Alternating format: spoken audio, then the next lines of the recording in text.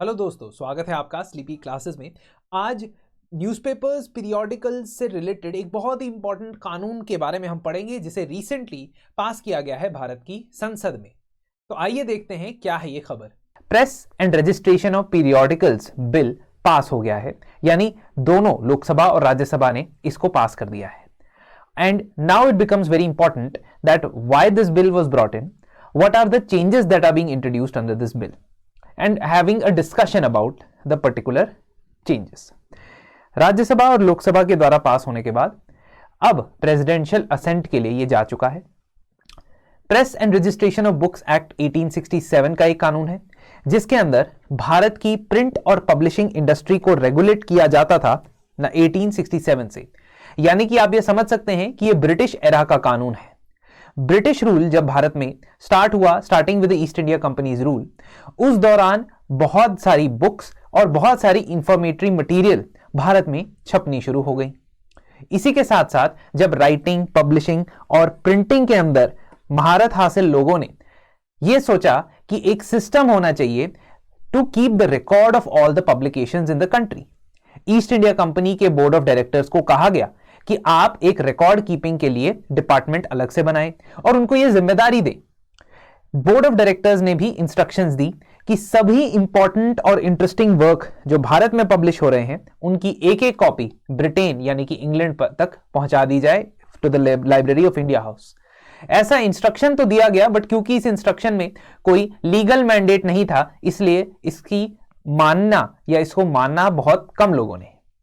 उसके बाद लंदन में रॉयल एशियाटिक सोसाइटी ने भी कहा कि secretary of state who was a person in the London office, this is after the East India Company rule had come to an end and the queen's rule had started. तो यह कहा गया कि east India company ने तो नहीं record keeping शुरू की, कम से कम आप सारे के सारे वर्क्स या पब्लिशंस जो इंडिया के अंदर हो रही हैं उसकी कैटलॉगिंग करें और उसका रिकॉर्ड मेंटेन करें। एक वॉलंटरी रजिस्ट्रेशन सिस्टम की शुरुआत की गई, पर वो फेल हुआ और अल्टीमेटली एक बिल इंट्रोड्यूस करना पड़ा, एक कानून पास करना पड़ा ब्रिटिश पार्लियामेंट में, जिसके द्वारा प्रिंटिंग प्रेसेस और न्यूज़पेपर्स की रेगुलेशन को 1867 के press and registration of books act के अंदर लाया गया। So this was ultimately an act that was passed during the British era. और अब इस बिल के अंदर कुछ बदलाव, इस एक्ट के अंदर कुछ बदलाव लाए गए हैं to reflect today's modern society.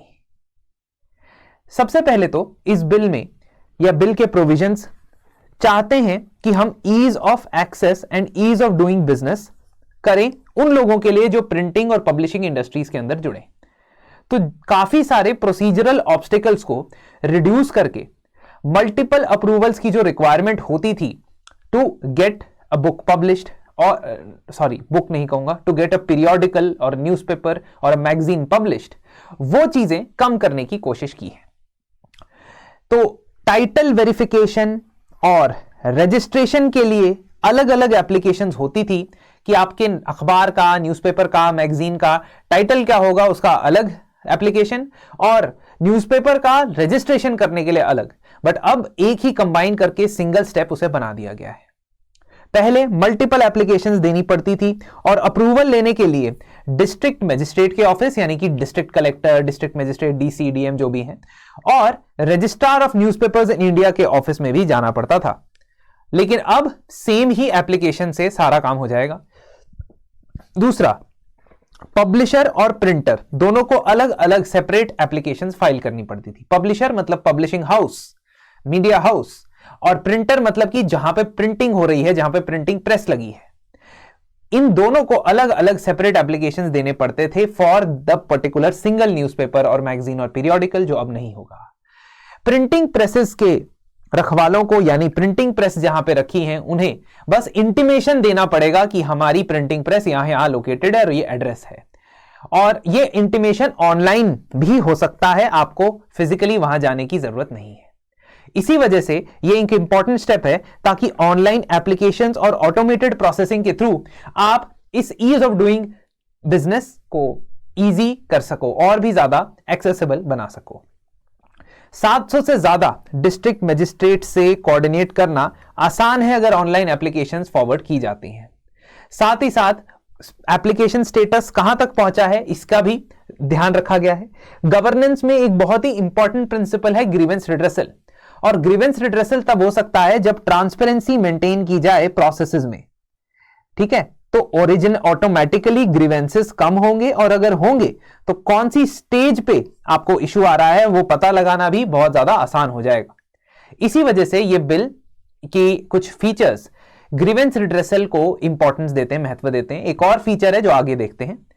इसके अलावा इस बिल के द्वारा डीक्रिमिनलाइजेशन करने की कोशिश की गई है बहुत सारे ऑफेंसेस को। जो ओरिजिनल बिल था 1867 वाला, उसमें अगर आप सेक्शन 3 पढ़ेंगे और उसके अलावा सेक्शन 5, सेक्शन 12 पढ़ेंगे तो बहुत सारी धाराएं ऐसी थी जिसमें अगर आप उस बिल के प्रावधानों के हिसाब से, उस कानून के प्रोविजंस के हिसाब से पब्लिशिंग नहीं करते हैं तो आपको लंबे टाइम के लिए जेल की सजा भी हो जाती थी। लंबा time means 6 months, which is long because the punishment was not proportionate to the crime. Offences कैसे? ऑफेंसेस ऐसे कि अगर आपने किताब पब्लिश की है और उस किताब के ऊपर पब्लिशिंग हाउस का नाम नहीं लिखा और एड्रेस नहीं लिखा, तो ये छोटे छोटे ऑफेंसेस के लिए जेल की सजा होती थी, लेकिन वो जेल की सजा बहुत सारे केसेस में हटा दी गई है। इसके अलावा clarity on what is foreign publication, what is verification of newspaper, ये सारी चीजें क्लैरिफाई कर दी गई हैं, इनकी डेफिनेशंस बेहतर तरीके से प्रोवाइड कर दी गई है। तो अगर हम बात करें differences between the previous act and this act, तो प्रीवियस एक्ट के अंदर बुक्स भी इंक्लूड की जाती थी, यानी बुक्स की कैटलॉगिंग, बुक्स की रिकॉर्ड कीपिंग भी प्रीवियस एक्ट के द्वारा रेगुलेट की जाती थी। लेकिन इस प्रेजेंट 2023 के एक्ट में बुक्स या साइंटिफिक एकेडमिक जर्नल्स नहीं आने वाले हैं। सो बुक्स यानी कि किताबें और साइंटिफिक जर्नल्स ये इस पीरियोडिकल की कैटेगरी में नहीं आने वाले, इनको मिनिस्ट्री ऑफ एजुकेशन अपने आप मैनेज करेगा।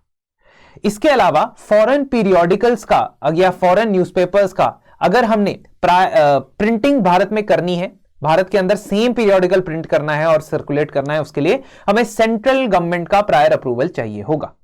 इसके अलावा जैसा मैंने पहले भी बताया, प्रिंटिंग प्रेसेस को पहले डिक्लेरेशन करना पड़ता था कि इस प्रिंटर और इस पब्लिशर के नाम से हम कोई किताब, कोई न्यूज़पेपर, कोई मैगजीन छापने वाले हैं। फिर उसके बाद डीएम जो है प्रेस रजिस्ट्रार को ये एप्लीकेशन या डिक्लेरेशन भेजता था और फिर सर्टिफिकेट ऑफ रजिस्ट्रेशन आता था, जिसकी वजह से इस ऑथेंटिकेशन और डिक्लेरेशन की प्रोसेस में काफी समय लग जाता था। 2023 का बिल कहता है कि जो पीरियोडिकल को पब्लिश करने वाला है वो ऑनलाइन एप्लीकेशन के थ्रू प्रेस रजिस्ट्रार जनरल को सीधा सर्टिफिकेट के लिए अप्लाई करेगा। लेकिन यह भी साथ साथ कह दिया गया है इस कानून के अंदर कि कोई व्यक्ति अगर किसी टेररिस्ट एक्ट या अनलॉफुल एक्टिविटी के अंदर कन्विक्ट होता है, which have been defined under UAPA, unlawful activities prevention act of 1967, अगर इस तरीके की एक्टिविटी के अंदर किसी को कन्विक्ट किया गया है तो उसे बिल्कुल भी पब्लिश नहीं दिया जाएगा कोई भी पीरियोडिकल। ठीक है, so there is this specific provision which has been added in this particular act. इसके अलावा 1867 एक्ट के अंदर प्रिंटिंग प्रेस की डिक्लेरेशन की जो बात की थी वो हमने पहले ही कर दी थी कि पहले डीएम के पास जाना था, लेकिन अब ऑनलाइन एप्लीकेशन के थ्रू आप डिक्लेरेशन दे सकते हो। ठीक है, और पेनल्टीज की भी हमने बात पहले ही कवर कर ली है कि पहले 6 months की इंप्रिजनमेंट होती थी for offences like keeping press without declaration, making false statements, violating printing requirements, लेकिन अब 6 months की जो सजा है वो नहीं होगी। सिर्फ एक सेक्शन 14 सब सेक्शन 4 में 6 months की इंप्रिजनमेंट होगी, ओनली इन 1 केस। तो बाकी जितने भी केसेस में होती थी पनिशमेंट वो हटा दी गई है। सिर्फ एक ही केस में 6 महीने की सजा हो सकती है, वो तब अगर आपको इशुएंस सर्टिफिकेट नहीं दिया गया है या मना कर दिया गया है, रिफ्यूज कर दिया गया है, उसके बावजूद आप अपनी मैगजीन, अपनी पीरियोडिकल को पब्लिश कर रहे हैं, उस केस में भी आपको 6 महीने की ही मैक्सिमम सजा होगी। हां, फाइन्स का जो अमाउंट है या जितना फाइन रखा गया था उसको जरूर इंक्रीज किया गया है।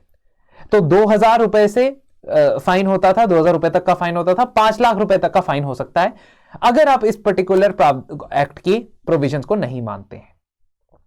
ऑल्सो डीएम यानी कि डिस्ट्रिक्ट मजिस्ट्रेट के पास जो पावर्स थी अब वो प्रेस रजिस्ट्रार जनरल के पास होंगी।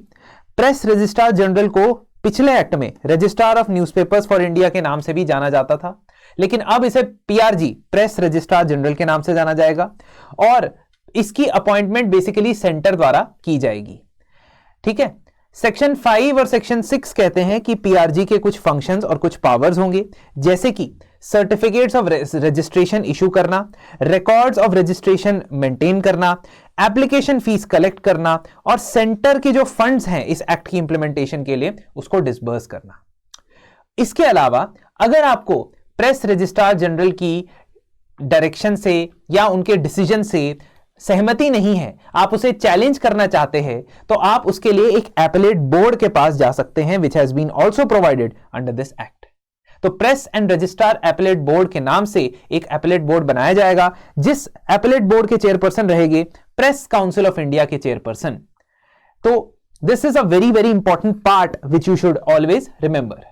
इसके अलावा प्रेस काउंसिल ऑफ इंडिया के चेयरपर्सन और 2 और मेंबर्स इस बोर्ड के अंदर रहेंगे, ताकि अगर आपको रजिस्ट्रेशन नहीं मिलता है या आपको अगर पेनल्टी लगाई जाती है या आपकी रजिस्ट्रेशन कैंसिल कर दी जाती है तो उस मामले को आप अपील कर सको। तो ग्रीवेंस रिड्रेसल का एक बहुत इंपॉर्टेंट एस्पेक्ट है। अपील फाइल करने का टाइम ड्यूरेशन भी दिया गया है कि 60 दिन, 2 महीने के अंदर अंदर आपको अपील फाइल करनी है। तो इस पर्टिकुलर कानून में बहुत सारे चैलेंजेस और बहुत सारे कॉम्प्लेक्स प्रोसेसेस थे।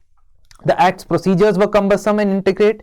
The involvement of multiple state and central government offices was there. The entire process was very time consuming. और इसकी वजह से बहुत सारे पेंडेंसी इश्यूज देखे जाते थे। करंट प्रोसेसिंग टाइम की बात करें तो 5 महीने कम से कम registrar of newspapers in India के पास लग जाते हैं और कई सारे महीने डिस्ट्रिक्ट मजिस्ट्रेट की ऑफिस से परमिशन लेने में लग जाते थे। कई केसेस में 1 साल से भी ज्यादा समय लग जाता था। और अगर आप कोई न्यूज़पेपर पीरियोडिकल स्टार्ट करना चाहते थे तो आपके लिए बहुत बड़ा हर्डल होता था। ठीक है, और साथ ही साथ जो पेनल्टीज थी छोटे छोटे नॉन कंप्लायंसेस की, वो हमारी कंट्री के इंडिपेंडेंट और constitutional values of liberty, freedom of speech and expression उसके साथ मैच नहीं खाते थे, मेल नहीं खाते थे। तो इसलिए यह कानून आउटडेटेड था, इवॉल्विंग मीडिया लैंडस्केप के साथ सिंक्रोनाइज नहीं था। इस वजह से इस कानून को हटा दिया गया। दोस्तों, संभव 2.0 का लास्ट बैच स्टार्ट हो चुका है और इस बैच में आपको यूपीएससी प्रीलिम्स के लिए कंप्लीटली तैयार किया जाएगा, including static and current affairs के सारे टॉपिक सभी सब्जेक्ट्स में से कवर कराए जाएंगे। लाइव क्लासेस कंडक्ट की जाएंगी जिसमें 10 से ज़्यादा साल के PYQs भी डिस्कस किए जाएंगे।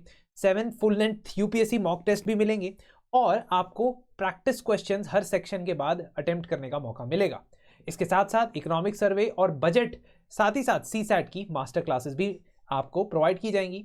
इस पर्टिकुलर कोर्स को आप एनरोल कर सकते हैं और एनरोल करने के लिए दिए गए नंबर और ईमेल आईडी पे हमें संपर्क कर सकते हैं। आप अगर इस कोर्स के ऊपर डिस्काउंट्स भी चाहते हैं तो डिस्काउंट्स के लिए कॉल कर सकते हैं, डिस्काउंट्स कुछ अवेलेबल हैं। तो धन्यवाद और मिलते हैं आपसे अगले हफ्ते।